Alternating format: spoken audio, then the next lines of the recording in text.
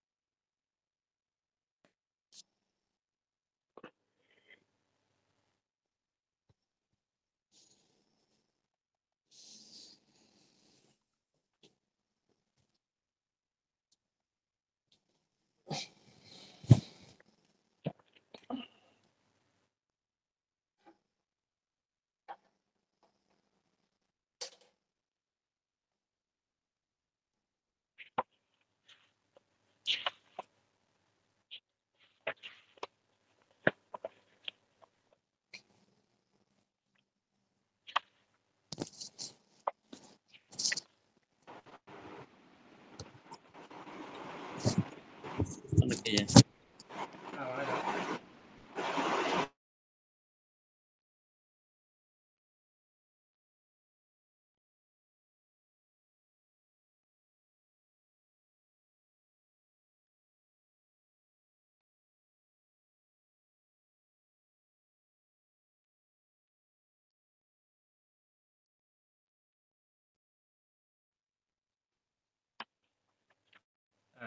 வணக்கம். கேக்குதுங்களா?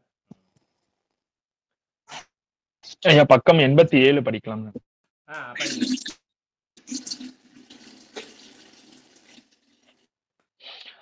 அஷ்டாங்க யோகத்தின் முதல் 4 படிகளை தவிர அடுத்த 4 படிகளை இந்த புத்தகத்தில் நாம் ஆராயப் போவதில்லை. விவேகானந்தரின் ராஜயோகம் என்ற புத்தகமும், பதஞ்சலி மகரிஷின் யோக சூத்திரங்களும், திருமூலரின் திருமந்திரமும், சித்தர்களின் பல நூல்களும் மேற்படி அறிவுக்கு வழிகாட்டுகின்றன என்று மட்டும் கூறிக்கொண்டு இப்புத்தகத்தின் முடிவுரை எழுதுகிறேன். சில முக்கியமான கேள்விகளும் அவற்றுக்கான அடிப்படை பதில்களும். கல்வி என்பது என்ன?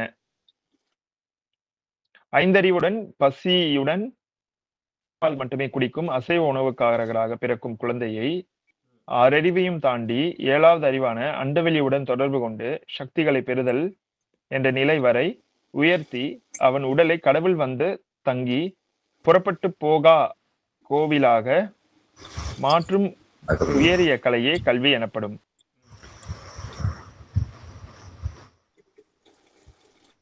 பக்கம் 80. புறப்பட்டு போகான என்ன? புறப்பட்டு போகா. அது என்ன புறப்பட்டு போகா? அது என்ன புறப்பட்டு போக? அதாவது கடவுள் வந்து புறப்பட்டு போகாமல் இங்கே உள்ளே தங்குறது அப்படின்ற பொருளா எடுத்துக்கலாமா? அப்படி எடுத்துக்கலாம். அது வந்து கடவுள்கிட்ட சொல்லி அது ஏதோ பயமுறுத்துறாங்க. அது என்ன அர்த்தமா இருக்கும்? அதாவது நமக்குள்ள இருக்கிற சுவாசம் வந்து உள்ளேயே தங்க வச்சுக்கிட்டு இருக்கிறது. உள்ள இருக்கிற சுவாசத்தை வந்து அங்கேயே நிலைநாட்டி நிறுத்தி வைக்கிறத கூட புறப்பட்டு போகா. வெளியே போகாம பாத்துக்கிறது தான். அது அந்த உயிர் வெளியே போகாம பாத்துக்கிறது என்ன தெரியும்? சமாதின்னு பேரு. இதுக்கு ஒண்ணுமே கிடையாது. இதுக்கு பேரு இயற்கை மரணம்னு பேரு. என்னது? இயற்கை மரணம். இயற்கை மரணம் கண்டபடியெல்லாம் பேசியிருக்காங்க. அதாவது மரணம் 2 வகை தான். அது ஆழமா பிரிச்சோம்னா 3 வகை. அது வேற. அது வந்து ரொம்ப ஆழமா இருக்கும். 47வது பாடத்துல 3 வகையை பிரிச்சாச்சு. இப்ப நம்ம கண்டபடி உடனடி திரிகிறாங்களே இந்தியாவில், அவங்களுக்கு நான் சொல்றேன். ஒண்ணு ஆர்டிபிஷியல் டெத்து. என்னது? ஒண்ணு இப்ப இருக்கிறது எல்லாம் ஆர்டிபிஷியல் டெத்து. இந்தியாவில் சாப்பிட்றாங்க அத்தனை பேரும் ஆர்டிபிஷியல் டெத்து தான். அதாவது செயற்கை சாவுதான் செத்துட்டு இருக்கானுங்க. அரசன் முதல் ஆண்டி வரை செத்துட்டு இருக்கானுங்க. இன்னொன்னு நேச்சுரல் டெத். நேச்சுரல் டெத்துனா இதுதான் விஷயமே. இந்த நேச்சுரல் டெத்துனா இந்த புறப்பட்டு போகாமல் இருக்கின்ற அந்த உயிர் வந்து உடலை விட்டு போகாமல் அப்படியே இருந்து, அது எப்போ போகும்? தானாகவே விருப்பப்பட்டு படுத்து ஒரு பழம் கீழே விழுகிற மாதிரி இந்த உடம்பு நல்ல இனிமையாக இருக்கிறப்ப, தூய்மையாக இருக்கிறப்ப அதுவே கலந்துட்டு போது பாருங்க. அதுதான் இயற்கை மரணம் பேரு. வேற அர்த்தமே கிடையாது. அதுக்கப்புறம் இதை வந்து நீங்க வெவ்வேறு மாதிரியும் கொண்டு போகலாம். சில பேர் பார்த்தீங்கன்னா, இப்போ வந்து எனக்கு வந்து 100 வயசு வரைக்கும் வாழணும்னு நினைச்சா கூட தூய்மையாக இருந்துகிட்டே இருந்தோம்னா 100 வயசு வாழ்ந்துட்டு இருக்கலாம். உண்மை புரிஞ்சதுக்கப்புறம் 50 வயசுல கூட மூச்சு பயிற்சி பண்ணியோ, சில சாதனைகள் பண்ணியோ இந்த உயிரை பிடிச்சிட்டு போகலாம். அப்படிதான் சிலர்லாம் பண்ணுவாங்க. வள்ளலார்லாம் அப்படி பண்ணது தான். வள்ளலார் நினைச்சிருந்தார் 1000 ஆண்டு வரை 1000 ஆண்டு இருந்திருக்கலாம். அல்லது ஆதிசங்கர் நினைச்சிருந்தா 1000 ஆண்டு இருந்திருக்கலாம். இப்படி பெரிய பெரிய யோகிகள் நினைச்சிருந்தாங்கன்னா, இயேசுநாதர் இவங்கலாம் பார்த்தீங்கன்னா 1000 ஆண்டு இருந்திருக்கலாம். அதெல்லாம் போதும்டா சாமி, இது போதும்ன்னு சொல்லிட்டு அவங்க முடிச்சுட்டு போயிடுறாங்க. அதெல்லாம் அந்தந்த தேதி, காலம்லாம் அவங்க முடிவு பண்றது தான். ஆனால் உயிரை தக்க வைத்துக் கொள்ளலாம். அதனால நமக்கு வந்து பார்த்தீங்கன்னா, 120 ஆண்டுகளாவது நம்ம வாழ வேணும்னு பொதுவா எழுதி வச்சாங்க. என்னது 100 ஆண்டுகளாவது வாழ வேண்டும். அல்லது 120 ஆண்டுகள் வாழ வேண்டும். சோதிடம், சாதகம் அப்படி இப்படின்னு ஏதோ ஒண்ணு பொத்தி எழுதி வச்சு நம்ப வச்சாங்க எல்லாமே. உண்மையாலுமே பார்த்தீங்கன்னா, சாதகம், சோதிடம்லாம் பூமிக்கு செல்லாது. சாதகம் பூமி வச்சுக்கிட்டு மியான்மர்ல பேச முடியுமா? ம். மியான்மர அடிச்சு கொல்லுது. உலகத்துல சாதகம், சோதிடம் பார்க்க நெறைய பேர் இருக்கானுங்க. மியான்மர்ல கூட ஜோதிடம் பார்க்கல இருப்பான். இப்ப என்னாச்சு மியான்மர்? இருக்கிறதெல்லாம் போச்சு எல்லாமே. அது மாரி எல்லாமே குட்டிச்சுவராயிரும். புரியுதுங்களா? அதனால வந்து நிலநடுக்கத்தை அடிப்படையாக கொண்டது இந்த பூமி. இந்த பூமி எப்ப வேணாலும் மனுஷன முடிச்சிடும். நிலநடுக்கம் வந்து 2 நிலநடுக்கம் வந்திருக்குது. அடிச்சு நொறுக்கி எல்லாம் செத்தானுங்க. அந்த நாடு வந்து ஒழுக்கமா இல்ல. ஏற்கனவே வறுமையில் இருக்குது. அரசன் ஒழுங்குமா இல்லைன்னா ஆண்டியும் அப்படித்தான் இருப்பான். அதுதான் இங்கே. இங்க ஏன்டா இந்தியால வறுமை இருக்குதுன்னு கேட்டீங்கன்னா, அரசனுக்கு இந்த நோன்பு முறை தெரியாது. அதுவும் நோன்பாளிகளை தான் அரசன் வந்து என்ன பண்ணணும்? நோன்பாளிகள் தான் அரசன் வந்து நண்பராக மாற்றிக்கொள்ளணும். நோன்பாளிகளை தான் அரசன் வந்து என்னவா மாத்திக்கணும்? நண்பர்களாக வைத்துக் கொள்ள வேண்டும். இந்த இந்தியாவில் இருக்கிற இந்த முண்டங்களும் தவசிகளை, யோகிகளை அதனால திருவள்ளுவரே சொல்லுவாரு. நோன்பாளிகளை அரசன் வந்து நோன்பாளிகளை அதாவது நோன்பு வைத்து பிறவி நோயை வந்து யார் வெல்றாங்களோ, திருப்பி அந்த பிறவி நோய் வராம இருக்கிறாங்களோ, அவர்களை வந்து நீ ஆசிரியராக வைத்துக் கொள்ள வேண்டும் அப்படின்னு சொல்றான். இங்க இருக்கிற ஒரு திருடனும் மொள்ள மாரி முடிச்சுக்கிட்டே இருக்கான். சாமியார் போய் வெந்து போனவன், வேகாதவன், அடுத்தவனை கொலை செய்யணும், அந்த மதத்துக்காரன் கொலை செய்யணும், இந்த மதத்துக்காரன் கொலை செய்யணும்.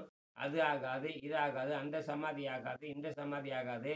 அதுல பூதம் இருந்தது, இதுல வந்து வைரம் இருந்தது, அது வந்து எங்க சாமியாருடைய கோமணம் இருந்தது, இந்த சாமியாரோட இந்த மசூர் இருந்தது அப்படின்னு சொல்லிக்கிட்டுலாம் சொல்லி சொல்லி அடுத்தவனை வந்து கேவலப்படுத்துற இப்படித்தான் இந்தியாவில் இருக்குது. தவிர எல்லாரும் ஒழுங்கா இருக்கணும், ஒற்றுமையா இருக்கணும், எல்லாரும் இயற்கையோட குழந்தைகள், எல்லாமே ஹரிகரன் புத்திரன் அப்படின்னு வாயில சொல்லுவானுங்க தவிர யாரும் கடைப்பிடிக்கிறது இல்லை.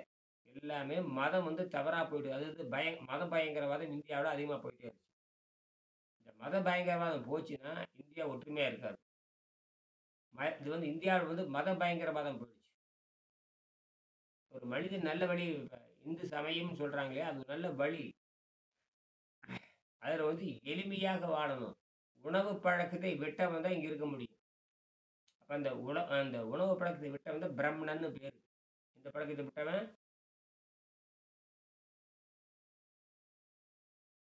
பிராமணன்ன்றது பேர் வருது. பிராமணன்னா உண்மையை உணர்ந்தவன். பிராமணன்னா உணவு பழக்கத்தை விட்டவன். பிரம்மத்தை அதே மாதிரி பிச்சை எடுத்து வாழக்கூடாது. என்னது? பிக்ஷம் எடுத்து வாழக்கூடாது. பிச்சை எடுத்து வாழக்கூடாது.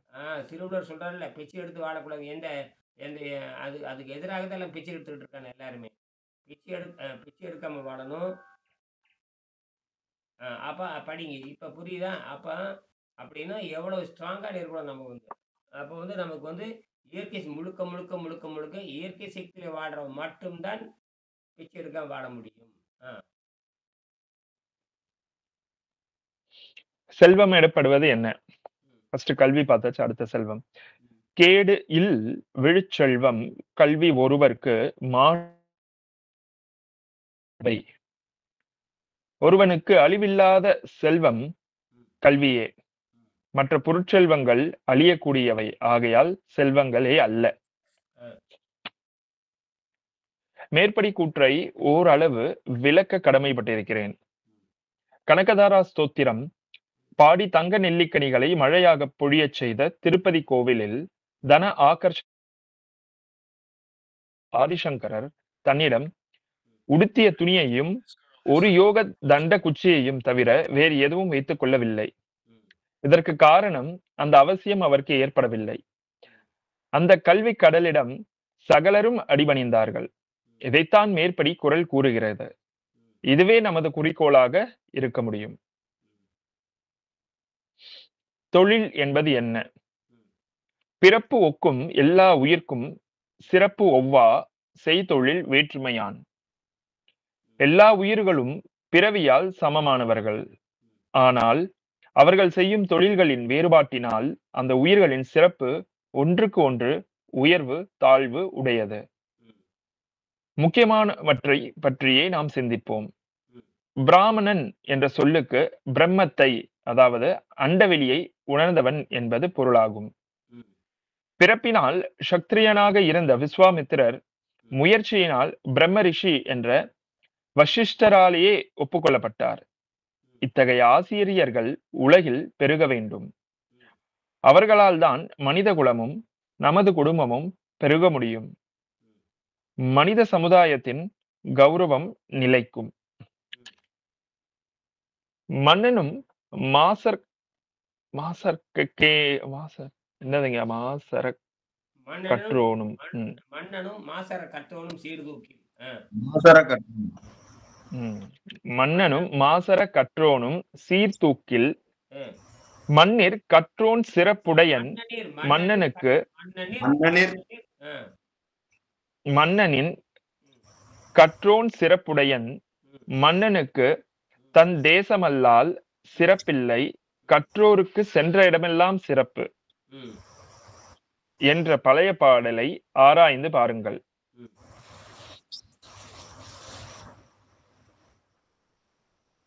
அரசியல் என்றால் என்ன? ம். இயற்றலும் ஈற்றலும் காத்தலும் காத்த வகுத்தலும் வல்லது அரசு. நல்ல சட்டங்களை இயற்றி நியாயமான வருவாயில் பொருள் சேர்த்து அதை காத்து அந்த பொருளை சரியான வகையில் செலவு செய்வது அரசு எனப்படும். ஒரு உள்ளாட்சி துறையின் முழு பொறுப்பையும் திருவள்ளுவர் மேற்படி குறளில் அடக்கியிருக்கிறார். உள்ளாட்சிகளின் முதல் பொறுப்பு கல்விக்கூடங்களை பராமரிப்பதாகும். மனித சமுதாயத்தின் முக்கிய பொறுப்புகளை பற்றி மட்டுமே நான் எழுதுவதால் வேறு பொறுப்புகள் இரண்டாம் பட்சம் என்பது தவிர வேண்டாதவை அல்ல என்பதை நான் குறிப்பிட கடமைப்பட்டுள்ளேன். குடும்பம் என்பது என்ன? பெருமவற்றுள் யாம் அறிவது இல்லை, அறிவு அறிந்த மக்கட்பேறு அல்ல பிற. தம்மின் தம் மக்கள் அறிவுடைமை மாநிலத்து மண்ணுயிர்க்கு எல்லாம் இனிது. ஈன்ற பொழுதிற் பெரிதுவக்கும் தன்மகனை சான்றோன் என கேட்ட தாய். மேற்கண்ட 3 குறள்களும் 1 அறிவறிந்த, 2 தம்மினும் மேலான அறிவுடைமை, 3 சான்றோன் என புகழப்படும் மக்கட் செல்வத்தை வேண்டிய குடும்பம் என்ற அமைப்பு ஏற்பட்டது என்பதை உணர்த்துகின்றன. வேறு எந்த நோக்கத்திற்காகவும் திருமணங்கள் செய்யப்படுவது இயற்கைக்கு பொருந்தாது. இந்த ரொம்ப முக்கியமானது. இந்த 3 படிச்சாவே போதுமானது. இப்ப யாராவது இப்படி திருமணம் பண்றாங்களான்னு கேட்டு பாருங்க. மீண்டும் படிக்காதீங்க. பெருமவற்றுள் யாம் அறிவது இல்லை, அறிவு அறிந்த மக்கட்பேறு அல்ல பிற. அதாவது 61 அறிவாக பிறக்கணும், அதுக்கு நிகரான செல்வம் எதுவும் இல்லை, நான் பார்த்த வகையில் அப்படிங்கிறாரு திருவள்ளுவர். நான் பார்த்த வகையில் அப்படின்னு சொல்ற இடம் 3 இடம் தான் இருக்கு திருவள்ளுவர். நான் நேர்ல பார்த்தேன், நான் அறிந்தவரை யாம் மெய்யா கண்டவற்றில் இணைத்தொன்றும் யாம் மெய்யா கண்டவற்றில் இணைத்தொன்றும் வாய்மி நீங்கிய பிற அப்படின்னு ஒருத்தர் சொல்லுவாரு. மக்களே போல் கையவர் அவர் என்ன ஒப்பாறு யாம் கண்டதில். இந்த மாதிரி இந்த இடத்துல பெருமவற்றில் யாம் அறிவதில்லை, அறிவறிந்த மக்கள் பேர் அல்லவர்னு 3 இடத்துல சொல்லுவார்.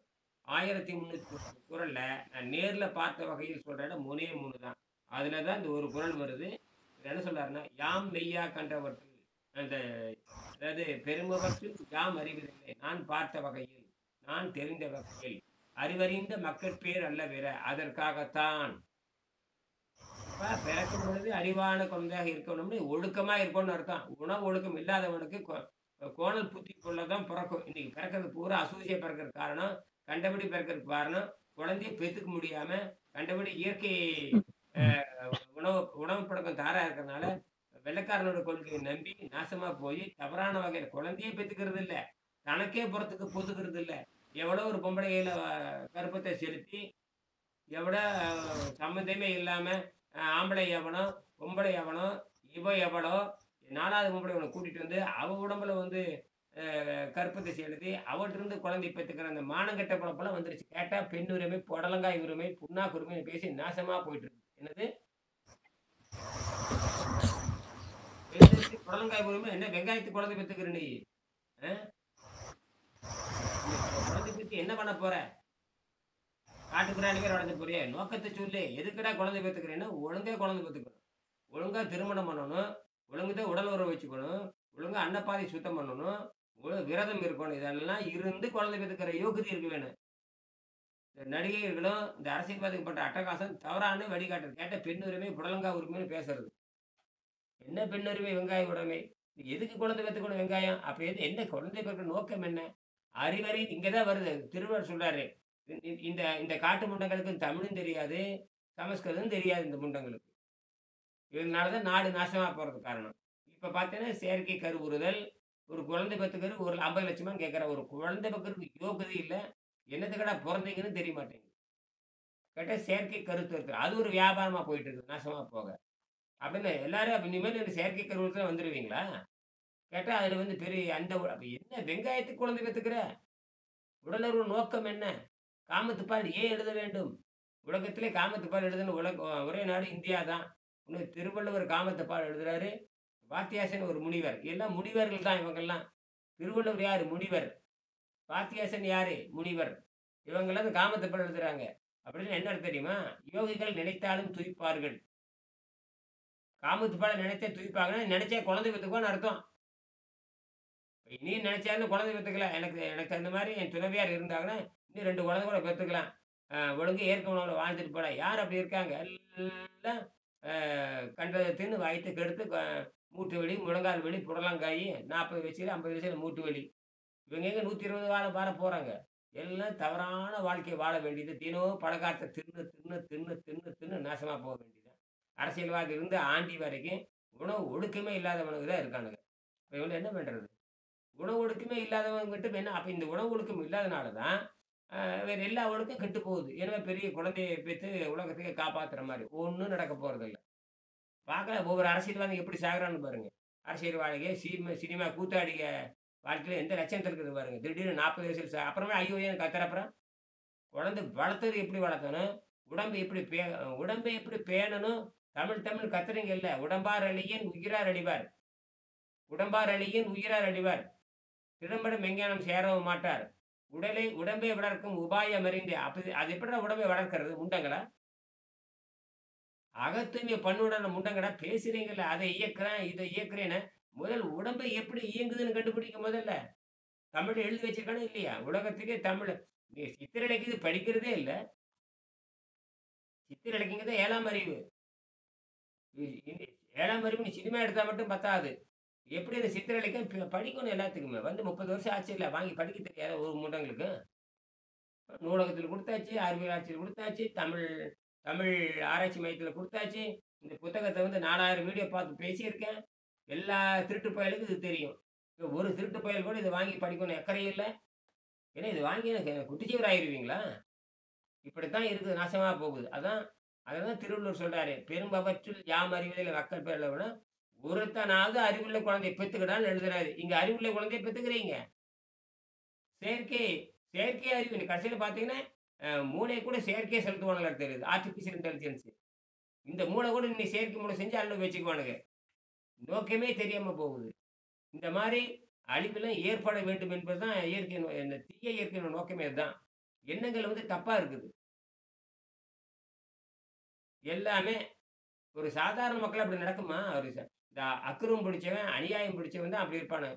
அப்படி பார்த்தா இன்னைக்கு சாதாரண மக்கள் குழந்தை பெத்துக்கிட்டு தான் இருக்காங்க இன்னைக்கு. அவங்களே இப்படித்தான் பண்ணிட்டு இருக்காங்கன்னு கேட்கிறேன். அப்ப அ அப்படின்னா என்ன அர்த்தம்? அதிக பணம் இருக்கிறவன், அதிக கொழுப்பு இருக்கிறவன், அ 3 வேளைக்கு 7 வேளை திங்கிறவன், ஒரு வேளைக்கு 9 வேளை திங்கிறவனால தான் நாடு நாசமா போயிட்டு இருக்குது. அதனால திருவள்ளுவர் எழுதுறாரு, இந்த பசி தாகத்தை கட்டுப்படுத்த வேண்டும். பசி தாகத்தை கட்டுப்படுத்தி திருப்பி பசி வராம பார்த்துக்கணும். அந்த மாரி ஆரோக்கியம் உள்ளவன தான் நீ என்ன பண்ணணும்? பெரியாரை தெளிவுகடல்னு பேரு. உற்றுநோய் நீங்கி உற அமைமுன் காக்கும் பெற்றியாரை பேணிக்கொள்னு எழுதுறாரு. உற்ற நோய் என்று சொன்னால் பிறவி நோய் என்ற பசி நோயை தீர்த்தவனும், அந்த நோய் திரும்பி வராமல் பார்த்துக் கொள்வனும், அவனை நோக்கி நீ நண்பராக்கிக் கொள். அவனை நீ ஆசானாக்கிக் கொள். அவனை நீ உறவினராக்கிக் கொள்னு சொல்றாரு. அதுதான் பெரியாரை துணிவுகடல்னு பேரு. இப்படி ஏகப்பட்ட விளக்கம் இதுல இந்த நீர் மருத்துவத்தில் இருக்குது. நீங்க நீரை மருந்தாக அருந்துகின்ற பொழுது மிகப்பெரிய மாற்றம் உண்டாகுதுன்னு ChatGPTல சொல்றான். நீரை மருந்தாக அருந்தினால் சிறுநீரகம் சரியாகுது, இதயம் நல்லாகுது, ரத்த ஓட்டம் நல்லாகுதுன்னு சொல்றாங்க. இந்த நீர் மருத்துவத்தை வந்து 2000 ஆண்டுகளா மறைஞ்சிருந்த நீர் மருத்துவத்தை கண்டுபிடிச்சு 30 ஆண்டுகள் ஆச்சு. இன்னும் இந்தியால இருக்கிற அல்ல தமிழ்நாட்டுல இருக்கிற ஒரு தமிழ் மன்றங்களோ, தமிழ்நாட்டுல இருக்கிற தமிழ் ஆராய்ச்சி மையங்களோ, தமிழ்நாட்டுக்கு பல்கலைக்கழகமோ இந்த புத்தகத்த வாங்கி படிக்கல அப்படின்னா, இந்த நாடு உருப்படுமான்னு கேட்கிறேன். இந்த நாடு தமிழ்நாடு உருப்படுமான்னு கேட்கிறேன். தமிழ்நாட்டு அமைச்சருக்கு தெரியாதா? கல்வி அமைச்சருக்கு தெரியாதா? மந்திரிக்கு தெரியாதா? பொருளாதார அமைச்சருக்கு தெரியாதா? முதலமைச்சருக்கு தெரியாதா? இல்ல கட்சிக்காரனுக்கு தெரியாதா? ஒரு வயலுக்கு தெரியாதான்னு கேட்கிறேன். இந்த புத்தகத்துல எல்லா அமைச்சருக்கு அனுப்பிச்சு வச்சிருக்கேன் நானு. எப்ப? 20 வருஷம் கூட அனுப்பிச்சு வச்சிருக்கிறேன். கலைஞர் கருணாநிதிக்கு அனுப்பிச்சு வச்சிருக்கிறேன். கால் அழுகி செத்து போனாங்களே, கால் அழுகி, கை அழுகி, உடல் பெருத்து அழுகி போனாங்களே ஜெயலலிதாவுக்கும் அனுப்பிச்சு வச்சிருக்கிறேன். அப்புறம் தமிழ் துறை வளர்ச்சிக்கும் குடுத்திருக்கிறேன். ராணுவத்துறைக்கும் குடுத்திருக்கிறேன். விண்வெளித்துறைக்கு மதிச மன்னாயத்துக்கு 7 தடவ குடுத்திருக்கேன் இந்த புத்தகத்த. ஒரு வயலும் இது படிச்சு, இது உண்மைய சொல்லணுங்கிற அக்கறை ஒண்ணும் கிடையாது. தமிழ் தமிழ் பேசுவானுங்க. என்னது? இப்ப புரியுதுங்களா? தமிழ்நாடு எந்த லட்சணத்துல இழிநிலையில இருக்குன்னு பாருங்க. இந்த இந்த இந்த கேடுகெட்ட நிலை மாறும். அதனால சித்தர்கள் வந்து கடுமையா பேசினாங்க. சித்தர்கள் வந்து கடும் விவாதம் பண்ணதுக்கு காரணமே இப்படித்தான். பட்டணத்தார்ல கடுமையா விவாதம் பண்ணுவாரு. உருப்படவே மாட்டாருங்க இருக்காது இப்படி அர்த்தம். ஏன்னா, அப்பவாவது சூடு சொரணம் வரும்னு அர்த்தம். சூடு சொரணம் வருங்கிறீங்க. ஆ? போதை கும்பல் கடுமையாச்சு. தமிழ்நாடே மொத்தமா போதையில தான் இருக்குது. அப்ப கூத்தாடிக்கு ஜெயலலிதா நடக்கும். தான் படிச்சிருந்துச்சுனாக்கா தப்பிச்சிருக்கலாம் என் நோயில இருந்து. ஜெயலலிதா படிச்சிருந்தாள்னாக்க. ஆ. அதெல்லாம் அவளுக்கெல்லாம் அனுப்பிச்சு விட்டது வேஸ்டா போச்சு. ம். அவளும் வீணா போயிட்டா. எல்லாம் அழுகி கழுகி நாசமா போச்சு. இவ்வளவு உடம்பு கெட்டு போனா, அது எப்படி உயிர்களை சரி செய்யறது? ஆணவத்தை அதெல்லாம் பார்த்துக்கலாம். கீழ இறங்கி வரணும். உடம்பு கெட்டு போச்சுன்னா, ஆணவத்தை விட்டு கீழ வந்து இயற்கை நோக்கி நகரணும். எதை நோக்கி நகரணும்? இயற்கை நோக்கி நகரணும். ஆறு நகரணும். நகர்றாங்க. அன்னைக்கு உடம்பு கெட்டு போச்சு. இத தீர்க்க முடியாது. பேரு தமிழ் தான். சித்த மருத்துவத்துல சர்க்கரை நோய்க்கு வைத்தியம் கிடையாதா? சித்த மருத்துவத்துல புற்றுநோய்க்கு வைத்தியம் கிடையாதா? உணவு கட்டுப்பாடு இருக்குதுல்ல. உணவு கட்டுப்பாடு திங்கிறது பூரா நெய்யும் கொழுப்பாத்தேன்னா அப்புறம் சாவு வராம என்ன பண்ணு? நோவு வந்தது சாவு வந்து தொலைஞ்சாலும் பரவாயில்ல. நோவு வந்து சித்திரவதை பண்ணி கேவலப்பட்டுலாம் சாகுறீங்க. கடைசில நமக்கு அமைச்சருங்கிறீங்க. அப்ப தெய்வம்ங்கிறீங்க. என்ன தெய்வம்? புழுத்து போய் சாகுறது தெய்வமான்னு கேட்கிறேன். ஆ? புழுக்காம சாவறதாங்க தெய்வம். வள்ளலார் அப்படிதான் சொல்லுவாரு. உடம்பு புழுக்காத தேகம் பாரு. அது என்ன புழுக்காத உணவு? வள்ளலாரே சொல்றாரு. புழுக்கின்ற உணவு, புழுக்காத உணவு. அது என்ன? புழுக்காத உணவு ஒரு இடமும் கிடையாது. அது தண்ணி தான் புழுக்காத உணவு. என்னது? தண்ணி தண்ணீர் தான் புழுக்காத உலகம். தண்ணி தான் பூமி தோன்ற காலத்துல இருந்து தண்ணி இருக்காது. அந்த கெட்டா போச்சு அது. அதுல தான் எல்லாமே உயிர் உற்பத்தி ஆகுது. புழுக்காதுன்னு சொன்னா அழுகாதுன்னு அர்த்தமாங்கய்யா? ஆமா. கெட்டு போகாதுன்னு அர்த்தம். எப்படி வேணா பேருக்கு வச்சுக்கங்க.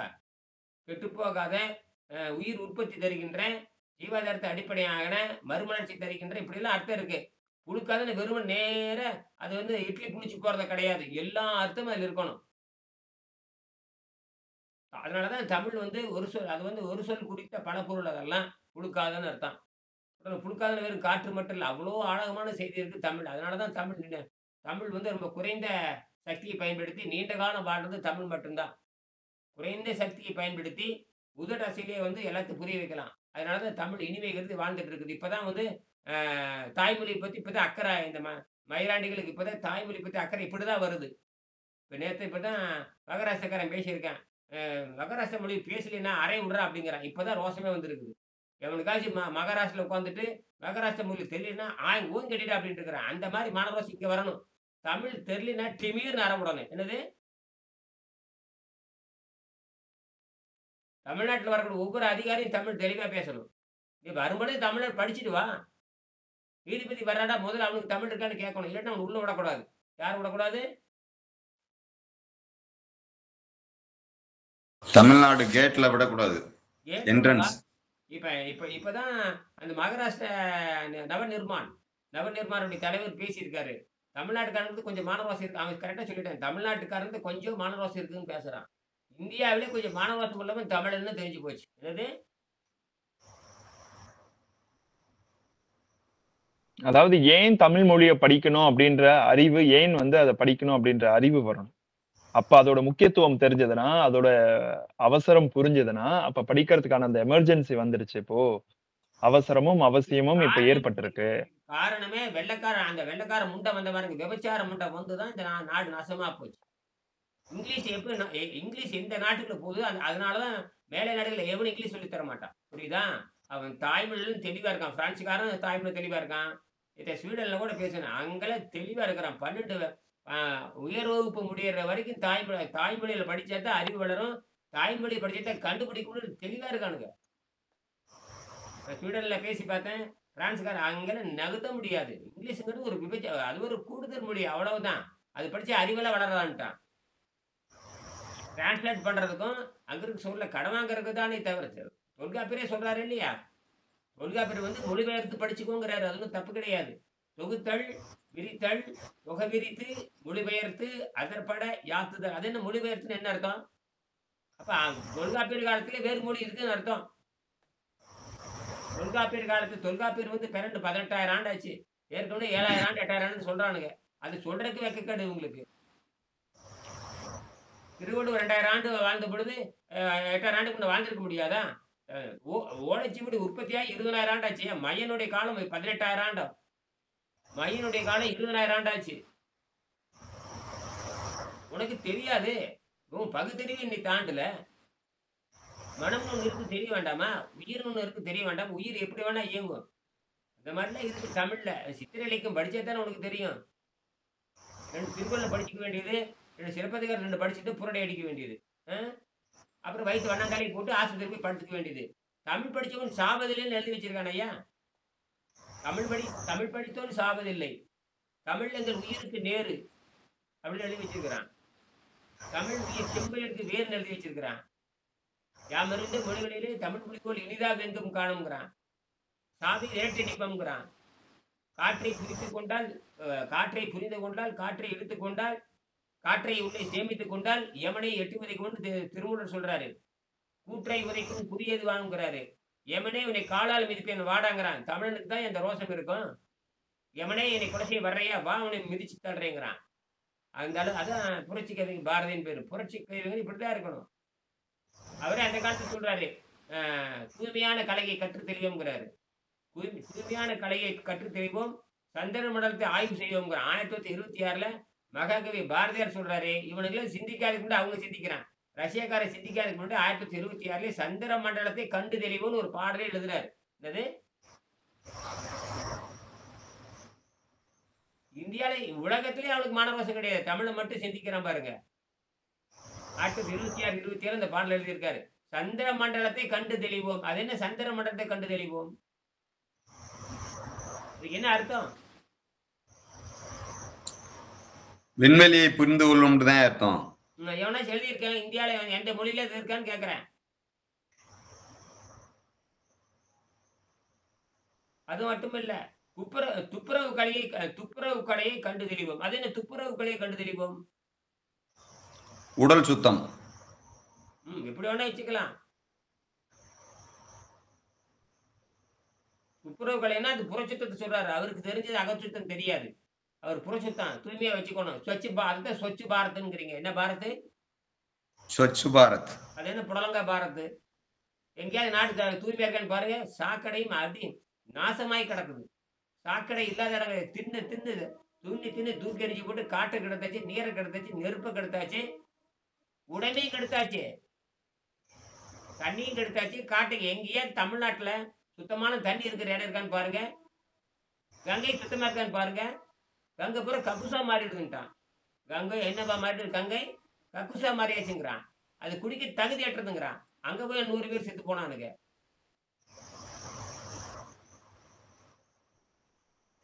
இப்ப தனி மனிதன் தனி ஒரு மனிதன் வந்து நீர் தத்துவத்தின்படி உடம்பை சுத்தம் செய்து தூய்மையா இருந்தானா அதுவே அவன் வந்து இந்த சமூகத்துக்கும் இந்த நாட்டுக்கும் செய்யற பெரிய ஒரு கான்ட்ரிபியூஷன். அவனால வந்து எந்த இதுவுமே அசுத்தமாகாது ஒரு தனி மனிதனை. அப்போ அது மாதிரி ஒரு ஊர் ஒரு தெருவுலையோ ஒரு ஊர்லயோ ஒரு கிராமத்திலயோ ஒரு மக்கள் அது மாதிரி வாழ ஆரம்பிச்சாங்க அப்படின்னா அப்போ எவ்வளவு எக்கோ ஃப்ரெண்ட்லின்னு சொல்றாங்க பாத்தீங்களா? நம்ம எதுவுமே பண்ண தேவையில்ல. அப்போ ஆட்டோமேட்டிக்காவே இதெல்லாம் உருவாகிடும். ஆமா 15 வயசு இது எழுதியிருக்காரு. நம்மளுடைய உணவு பழக்கத்தின் காரணமாகத்தான்.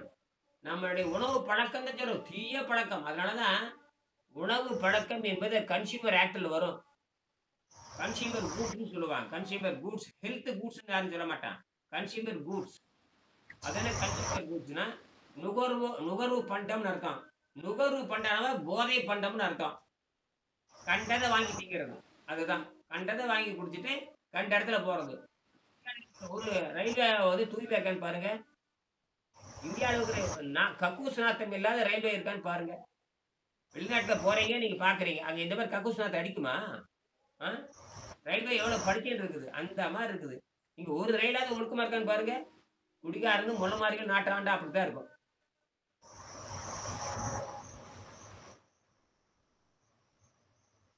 எல்லாமே யோசிச்சு பார்க்கணும். அதாவது நாடு என்பது நாடா வளர்த்தன அப்படிங்கிறாரு. திருவள்ளுவர் சொல்றாரு, நாடு என்பது நாடா வளர்த்தன, நாட வளர்ந்தரும் நாடுங்கிறாரு. நாடு என்பது பிற நாட்டை பிச்சை எடுக்கக்கூடாதுங்கிறான். என்னது பிற நாட்டுல பிச்சை எடுக்கக்கூடாது. இவன் பிச்சை எடுக்கிறது நம்ம வேற. இந்தியாவில் இருக்கிற பூரா நாட்டுல பிச்சை எடுக்கிறது. பிற நாட்டை சாராம இருக்கணுங்கிற அப்படியே எல்லா வளம் அறிவு வளத்தை பெருக்கடா முதல்ல. அறிவு வளர்ப்புன்னு பெருக்கிறது விட்டு போட்டு 100 மார்க் இங்கிலீஷ்ல வாங்கிட்டு அறிவாளிங்கிறான். இந்த முண்டைகள் அப்படித்தான் சொல்லுது. தமிழ்ல 100 மார்க் வாங்கிட்டு அறிவாளி, கணக்குல 100 மார்க் வாங்கிட்டு அறிவாளி, பிசிக்ஸ்ல 100 மார்க் வாங்கிட்டு அறிவாளி. நாசமா போக ஒன்னான்னு கண்டுபிடிச்சிருக்க வேண்டியதானே. கர்த்திகை ராமனுக்கு அப்புறம் எவனாச்சும் கண்டுபிடிச்சிக்கல இந்த நாட்டுல? இல்ல உலகத்துக்கு பயன்படியா ஏதாவது கண்டுபிடிச்சீங்களா? ஒன்னும் கண்டுபிடிக்கல. தின்னு கெட்டானுங்க. கெட்டா வெள்ளக்காரன் தான் அறிவாளி. அப்ப உனக்கு அறிவே இல்லையா? இது பிரிட்டிஷ் இந்தியா. அது சசிராமன் இருக்கிற 1930 1928 29 அவர் கண்டுபிடிக்கிறாரு. அப்ப அடிமை இந்தியால வாழ்ந்த கண்டுபிடிக்கிறாரு. அப்ப தமிழனுக்கு எவ்வளவு அறிவு இருந்திருக்கு பாருங்க. தமிழ்ல தான் அவர் கையெழுத்து இந்த நாட்டு விட்டு தாண்டாமையே நோபல் பரிசு வாங்கிட்டாரு 1928. உலகத்திலே வந்து ஒரே வருஷத்துல 2 வருஷத்துல நோபல் பரிசு ஒரே ஆளு ஒருத்தர் தான். ஐன்ஸ்டீன் கூட 20 வருஷம் கழிச்சுதான் 25 வருஷம் கழிச்சுதான் நோபல் பரிசை அவர் கண்டுபிடிச்சு 20 வருஷம் 25 வருஷம் கழிச்சுதான் அவருக்கு நோபல் பரிசே கிடைச்சது. ஆனால் சர் ராமனுக்கு 1928 எழுதுறாரு, 30ல நோபல் பரிசு கொடுத்தாங்க. 2 வருஷம் நோபல் போறதால எனக்கு தெரிஞ்சு என்னுடைய அறிவு கேட்டி 2 வருஷத்துல நோபல் பரிசு வாங்க ஒரே ஆளு சர் ராமன் தான். இன்னைக்கு சர் ராமனுடைய எஃபெக்ட் இல்லாம உலகத்துல எந்த சேட்டலைட்டும் கிடையாது, எந்த புடலங்காயும் கிடையாது, ஒய்ஃபை கிடையாது, எதுவும் கிடையாது. எல்லாம் லைட் தான். அதை வச்சுட்டு எல்லாம் கண்டுபிடிப்பானுங்க. எந்த சோதனை சாவடி போனாலும் கையில் ஒரு டிடெக்டர் வச்சிருப்பான், மெட்டல் டிடெக்டர். எல்லாமே அவர் கண்டுபிடிச்சது தான். எல்லாம் ஒளியில தான் வேலை செய்யுதுங்கிறான். இப்படி எல்லாம் பேசிட்டே போகலாம். 2வது வந்தீங்கன்னா தன்னை காட்டிலும் தன் குழந்தை அறிவாளி இருப்பானுங்கிறான். தம்மினும் தம் மக்கள் அறிவுடைமை மாநிலத்தில் மண் இயற்கையெல்லாம் விழுதுங்கிறான். தன்னை காட்டிலும் தனக்கு பிறக்கின்ற குழந்தை அது வந்து உலகத்து நன்மைக்கு செய்யணும். பூமியில் இருக்கிற உயிருக்கு தீங்கு செய்யக்கூடாது. விண்ணில் இருக்கிற உயிருக்கு தீங்கு செய்யக்கூடாது. அது தம்மினும் தம் மக்கள் அறிவுடைமை மாநிலத்து மண் உயிர்க்கெல்லாம் இனிது. அது என்ன மண் உயிர்? பூமிக்குள்ள இருக்கிற பாக்டீரியா கூட சாகக்கூடாதுங்கிற போய் சாப்பிடிச்சு வச்சிருக்கீங்க எல்லாமே. தமிழ்நாட்டுல ஒரு இடமாவது மலட்டு தன்மை இல்லாத பூமி இருக்கான்னு பாருங்க. சிங்கப்பூர்ல வந்து ஒரு தாவரத்தை தொட்ட பெனால்ட்டிங்கிறான். சிங்கப்பூர்ல தெரியாம ஒரு தாவரத்தை வெட்டிட்டீங்க, மரத்தை விட்டு பூர் தெரியும் உனக்கு கொடை கூட்டத்துக்கு சமம்ங்கிறான். இங்க மரத்தை வெட்டிட்டே இருடா, அதுதான் நல்லதுங்கிறான். இங்க எல்லாம் நாசமா போச்சு எல்லாமே. அப்ப விட்டுட்டு ஓட வேண்டியதுதான். இப்ப பூகம்பம் வந்து நிலநடுக்கு வருகின்ற பொழுது விட்டுட்டு ஓடுறீங்க பாருங்க. அடுக்குமாடி கட்டடம்ங்கிறீங்க. எங்கவே அடுக்குமாடி கட்டடம்? அடுக்குமாடி கட்டடம் பாதுகாப்பானதான் பாரு. நசுங்கி போய் கிடக்குது. ஒரு 10,000 உள்ள சிக்கிட்டு கிடக்குறான். அவன் ஒரு அறவேக்காடுகளாட்டு தெரியுது. இந்த லட்சணத்துல ராணுவம் தானே. ஏன் பெரிய ராணுவம் பெரிய புடுங்கி தானே நீ ஏன் யாருக்கும் உதவி கேட்காம இராம பார்க்கலாம். இப்ப தெரியல அடி பட்டாம் பொழுது பிச்சையை எடுக்கிறீங்க. ராணுவ ஆட்சி இருக்கிறது என்ன அகங்காரம் உனக்கு? எடுக்கிறீங்களா? ராணுவம் தான் பெரிய உயர்ந்தது நினைக்கிறேன் நீ. இயற்கை எல்லாத்துக்கும் பாடம் எடுக்கும். இயற்கை என்ன பண்ணு? எல்லாருக்கும் பாடம் நடத்தும். பாடம் நடத்துறதா? பிச்சை எடுக்கணும். அதுல எடுக்கவே முடியாது. பாரு என்ன நடக்குன்னு பாருங்க. அதெல்லாம் ஆமை வேகத்துல பிபிசி சொல்றான். அதாவது மீட்பு பணி வந்து ஆமை வேகத்தில் நடக்குதுங்கிறான். இப்பவே 4 ஆகி போச்சு. 4 நாள் ஆகி போச்சு. உள்ள ஆள் அழுகிட்டு இருக்குது எல்லாமே. எவனும் வரமாட்டான். இந்த மாரி ராணுவ ஆட்சி கட்ட எவனுக்குமே பிடிக்காது. என்னது?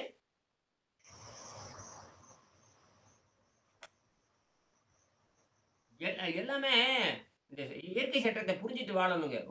ஒரு முண்டங்களுக்கும் தமிழ் தெரியாது. அப்புறம் என்ன பண்ணி தொலையறது? தமிழ்ல அரசு எப்படி ஆளணும்? நாட்டை எப்படி ஆளணும்? எல்லாம் இருக்கு. தமிழ்ல எல்லாம் இருக்கு. அதனால தான் உலகம் இனிமையானதுங்கிறான். ஒரு பிறந்த குழந்தைக்கு ரொம்ப இனிமையான மொழின்னா தமிழ் மொழி தான். அவங்க அம்மாட்ட இருந்து முதல் மொழி அது உலகத்துக்கு பொதுவானது. அந்த குழந்தை வந்து அம்மாட்ட இருந்து பாடம் கத்துக்குது. அதுக்கப்புறம் அந்த குழந்தைக்கு ஒரு மொழின்னு வந்ததுன்னா, தமிழ் மொழி தான் இனிமையானது. மனித குழந்தைக்கு தமிழ் தான் இனிமையானது. அததான் வந்து எப்படி வாழணும்னு சொல்லித் தரும். அதுதான் இயற்கை உணவு சாப்பிடணும்னு சொல்லிக் குடுக்கும். சரியா? 3வது. ஈன்ற பொழுதில் பெரிதுபக்கும் தன் மகனை சான்றோன் என கேட்டதாய். ஈன்ற பொழுதில் பெரிதுபக்கம். குழந்தையை பெத்து இங்க குழந்தையை பெத்துக்கிறது இல்ல. ஈன்ற பொழுதில் பெரிதுபக்கும் தன் மகனை. அத அந்த பிள்ளை பேறு பெற்றதை காட்டிலும், அந்த பெறுகின்ற நேரத்தை காட்டிலும், ஒரு குழந்தைக்கு வந்து ஒரு தாயினா அந்த குழந்தையை பெக்கும் பொழுது அவ்வளோ மகிழ்ச்சியா இருக்கும். இனிப்பு குடுக்கறது, எனக்கு குழந்தை பிறந்துருச்சுங்கிறது, உச்சி மோகுறது, எல்லாரும் என்னை குழந்தைய வந்து பாருங்கன்னு சொல்றதெல்லாம் அதுதான். அந்த நேரத்தை விட, அந்த காலத்தை விட இன்னொரு இடம்ங்கிறாரு. அந்த குழந்தை சான்றோன் என புகழப்படுகின்ற பெரியோர்களால் சான்றோர்களால் இந்த குழந்தை சிறந்தவன், அறிவாளி, புத்திசாலி என்று பாராட்டப்பட்டிருக்கிறான். அந்த சொல்லு வந்து அந்த தாயின் காதில் விழுகணுங்கிறான். அந்த அந்த சொல்லு வந்து எதை காட்டிலும் என்னன்னு கேட்டீங்கன்னா, பெற்றதை காட்டிலும் இனிமையானது. தன் தன் குழந்தை சான்றோன் எனவன், தன் குழந்தை அறிவாளி, தன் குழந்தை ஒழுக்கமானவன் என்று உலகத்தால் பாராட்டப்படுகின்ற செய்தி காதில் விழுங்கிறார். அப்படியே எங்க தமிழ்நாட்டுல குழந்தை பிறக்குறீங்க நாங்க? யாருக்காவது இப்ப தெரியுமா? குழந்தை பொறக்கிறதே வந்து பார்க்க முடியறது இல்லையா? அவங்க சி செக்ஷன்ல பொறுத்துக்கிட்டு ம். எல்லாமே சி செக்ஷன் தானே. 90 ஒரு நார்மல் டெலிவரி குறைஞ்சிக்கிட்டே இல்ல வருது. அப்படியே இருந்தா கூட நார்மல் டெலிவரியோட இது குறைஞ்சிக்கிட்டு இருக்கு. அதாவது பிசினஸ் ஆயி போச்சே. குழந்தை பெக்கிறதே வியாபாரம் ஆயி போச்சே. குழந்தை பெக்கிறது வியாபாரம், குழந்தை உண்டாக்குறது வியாபாரம். கேட்டா எங்க நாட்டில் செயற்கை கருத்தரிப்புமைங்கிறான். ஒரு குழந்தை 50 லட்சங்கிறான்.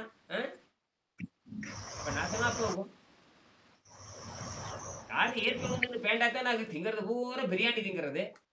பிரியாணி திங்க குழந்தை ஒழுங்கா பிறக்குமான்னு கேட்கறேன். இப்படித்தான் பிறக்கும். கர்ப்பப்பை கெட்டு போயிரு, எல்லாம் கெட்டு போயிரு. குழந்தைய உனக்கு எதுக்குன்னு கேட்கறேன். என்ன தவறான கற்பனை? ஒண்ணும் புரியல. ஒழுக்கமா வாழ்றது இல்ல, ஒழுக்கமா திங்கிறது இல்ல, குழந்தை மட்டும் வேணும்னா என்ன வெங்காயம் நீ குழந்தை பெத்து என்ன பண்ண போற நீ? அ? 5 வருஷம் நீ போற நீங்க சொன்ன மாதிரி அந்த அடிப்படை ஏன் என்ற கேள்வி வந்து கேட்காம இருக்கிறது தான் அப்படின்றது எனக்கு புரியுதுங்கய்யா. அதாவது ஆ, அடிப்படை கேள்விகள் வந்து எதுக்கு அப்படின்னு தெரியாம ஒரு விஷயத்துக்குள்ள இறங்குறது தான். ம். அது திருமணத்துக்கான எதுவா நோக்கம் இருந்தாலும் சரி. திருமணத்துக்கான நோக்கமே சொல்லுங்க. எல்லாத்துக்கும் நோக்கம் வேணுங்கிறீங்க. எல்லாத்துக்கும் இலக்கணம் வேணுங்கிறீங்க. இலட்சியம்ங்கிறீங்க. இன்ன ஒரு பாயிண்ட் வச்சுக்கிறீங்க. இந்த பாயிண்ட்ல வளர்ச்சி இருக்கணுங்கிறீங்க. என்ன வளர்ச்சி உனக்கு? எதுக்காக ஏன்டா எதுக்காக திருமணம் பண்றீங்க? காமம் இருக்க இப்ப எல்லாம் அப்படி போயிடுச்சு. காமம் தான் முக்கியம் தவிர, காமத்துல உயர்தனியான இந்த குடும்ப அமைப்பு தான் காமம்ங்கிறது. காமம்னா ஒன்று கூடுதல்னு அர்த்தம். இவன் செக்ஸ மட்டும் தான் பேசுறானே தவிர, அதுல பிறக்கிற குழந்தை வந்து எப்படி இருக்க வேண்டும்ங்கிறது என்ன தெரிய மாட்டேங்குது யாருக்குமே. அப்ப என்ன வெங்காயத்துக்கு திருமணம் பண்றீங்க? மனுஷன் எதுக்கு பொறந்தான்? ஏன் பொறந்தான்? எந்த கேள்வியும் கேட்கறது இல்லையே. கேட்டா பக்தி மார்க்கம்ங்கிறீங்க. பக்தி மார்க்கத்துல கூட ஒழுக்கத்த பத்தி பேசுறான். கர்ம மார்க்கம் அதுலயே ஒழுக்கம் இருக்குது. ஞான மார்க்கம் ஒழுக்கமா இருக்குது. யோக மார்க்கம் சுத்தம்ங்கிறான். அதுதான் தூய்மைங்கிறான். ஒண்ணுமே தெரியாமலே இந்தியாவுல இருக்கிறீங்க. அடுத்தவன கொலை செய்யறது தான் வேலை. வேற ஒண்ணும் இல்ல. அவன் ஏதாவது சொல்லிட்டான் அடுத்தவன கொலை செய்ய வேண்டியது. அவன் உணவு பக்கத்துக்கு கிண்டல் அடிக்கிறது. அவனுக்கு நீ புரிய வைக்கணும். அதுக்கு அவன் பரவாயில்லையா தெரியுது. மனிதனை கூறுபடுத்தி பார்க்கிற அந்த கூறுபடுத்தி பார்க்கிற நிலைமை. எல்லாரும் ஆகாயத்தோட குழந்தை தான். எல்லாரும் விண்வெளியில எல்லாம் எலக்ட்ரான்ல ஆனவன் தானுங்க. எல்லாம் அணுதானே. இது என்ன கடவுள்ங்கிறீங்க? எல்லாம் அணுக்கள அதாவது அவனின்றி ஒரு அணுவும் அசையாது. அது சுத்த பொய். அணுவின்றி ஒரு அணுவும் அசையாது. அதான் விஷயமே. அவனின்றி ஒரு இதுல எங்கே அந்த புரிதல் ஆ, இப்ப எனக்கு தோணுதுன்னா, அந்த இமிடியேட் ப்ராப்ளமுக்கும் ஆ, அல்டிமேட் ப்ராப்ளம்னு ஒண்ணு இருக்கும். ஆ. அது கூட நம்மள யாரு நம்ம ஏன் பிறந்தன்னு விட்டுட்டு கடவுள் யாருன்ற அந்த ஆராய்ச்சி போயாச்சுன்னு வச்சுக்கோங்க. அது அல்டிமேட் ப்ராப்ளம். இமிடியேட் ப்ராப்ளத்துக்கு எடுத்துட்டு போய் அல்டிமேட் சொல்யூஷனை கொடுத்தாச்சுன்னு வச்சுக்கோங்களேன். இப்ப இங்க வந்து இமிடியேட் ப்ராப்ளம்னே என்னன்னு தெரியல. ஆ. அதுக்குள்ள அல்டிமேட் சொல்யூஷனுக்காக எல்லாருமே நோக்கி போயாச்சு. ஆமா, ஆமா, ஆமா. அல்டிமேட் ஆமா. கடவுள் நேர்ல ஒரு பார்க்கறதே இவருக்கு பெரிய கொள்கையா வச்சிருப்பானுங்க. இல்ல அது வந்து அதுக்கு அல்டிமேட் சொல்யூஷனு. ம், ஆனா இமிடியேட்டா அவசரமா தீர்க்க வேண்டிய ப்ராப்ளம் ஒண்ணு இருக்கு இல்லையா? ம், அத அத வந்து அத வந்து கேள்வி கேட்காம வச்சிருக்கோம். பட் ஆனா அல்டிமேட்டா ஒரு கொஸ்டின் இருக்கும். ம். அத நோக்கி எல்லாருமே பயணம் செய்றாங்களே தவிர, அப்ப இமிடியேட்டா இருக்கிற ப்ராப்ளத்த நமக்கு விடைய தெரிஞ்சிருச்சு அப்படின்னா, அல்டிமேட்டுக்கா இருக்கிற கொஸ்டினுக்கு நமக்கு ஆன்சர் கிடைக்கும். அதுதாங்க அதுதான் சொல்றாரு. அந்த "உற்றநோய் நோன்றல் உயிருக்கு ஊறுகின் செய்யாமை அற்றே தபத்துக்கு உறு. பிறவி துன்பம் என இது பசியின் இமிடியேட் ப்ராப்ளம். இது ஆ இமிடியேட் ப்ராப்ளம். இது அதுதான் immediate immediate problem. Problem. Immediate problem நமக்கு ஆன்சர் கிடைச்சிருச்சுன்னா, அல்டிமேட் ப்ராப்ளம்க்கு என்னது? யார் கடவுள்? அது அதுக்கப்புறம் நடக்க வேண்டியது அது நடக்கும். இப்ப இமிடியேட் சொல்யூஷனுக்கும் ஒண்ணு இருக்கு. அப்புறம் அல்டிமேட் சொல்யூஷன் ஒண்ணு இருக்கு. எல்லாமே மாத்தி மாத்தி நம்ம வச்சிருக்கோம். இமிடியேட் ப்ராப்ளம சால்வ் பண்ணாம, அல்டிமேட் ப்ராப்ளம் போயிட்டு அதோட சொல்யூஷனுக்கு கண்டுபிடிச்சா எப்படி கிடைக்கும்? அது அது அது உண்மதான், உண்மதான் ம். ஐயா. சரி. ஆ.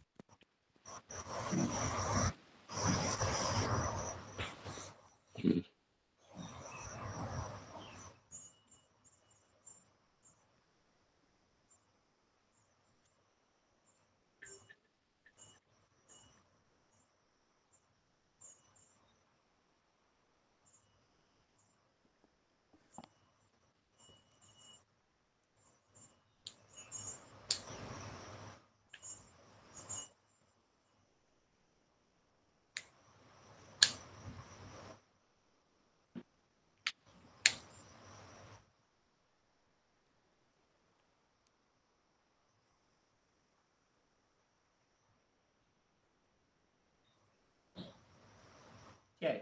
நிறைவு செஞ்சுக்கலாமா? நீங்க. செஞ்சுக்கலாம் ஐயா, செஞ்சுக்கலாம். வணக்கம். ம்.